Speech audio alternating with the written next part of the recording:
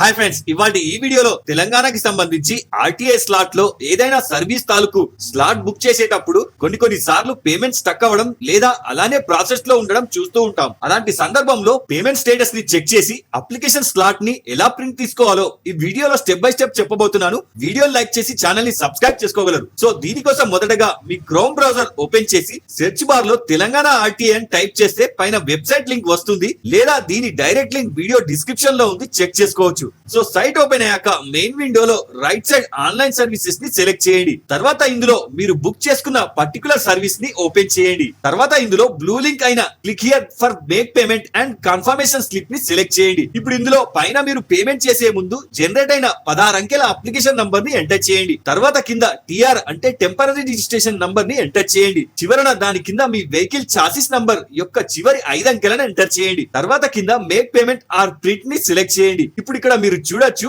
Payment has been made successfully with transaction number so and so అని వచ్చింది. ఒకవేళ ఇక్కడ పేమెంట్ ఫెయిల్డ్ అని చూపిస్తే మీ అమౌంట్ డిడక్ట్ కాకుంటే మళ్ళీ ఫ్రెష్ గా పే చేయాల్సిందే. అదే ఒకవేళ మీ డబ్బులు కట్ అయి స్టిల్ ఇక్కడ పేమెంట్ ఫెయిల్డ్ అని వస్తే 48 గంటలు ఆగి మెయిన్ స్క్రీన్ పైన ఉన్న హెల్ప్ లైన్ నంబర్ కి కాంటాక్ట్ అవుతే తప్పకుండా సొల్యూషన్ ఇక్కడ దొరుకుతుంది. సో ఇప్పుడు కింద అప్లికేషన్ డీటెయిల్స్ చూపించి చివరన ఫార్మ్స్ ప్రింట్ ఆప్షన్ చూపిస్తుంది, సెలెక్ట్ చేయండి. ఇప్పుడు ఈ ప్రింట్ తో పాటు ఇందులో తెలిపిన రిక్వైర్డ్ డాక్యుమెంట్స్ ని వెంట తీసుకెళ్ళండి. సో ఈ వీడియోలో మీకు ఏమైనా డౌట్ ఉంటే నాకు కింద కామెంట్ చేయండి. ఇలాంటి మరిన్ని అప్డేట్స్ కోసం వీడియోని లైక్ చేసి మా ఛానల్ ని సబ్స్క్రైబ్ చేసుకోగలరు. జై హింద్.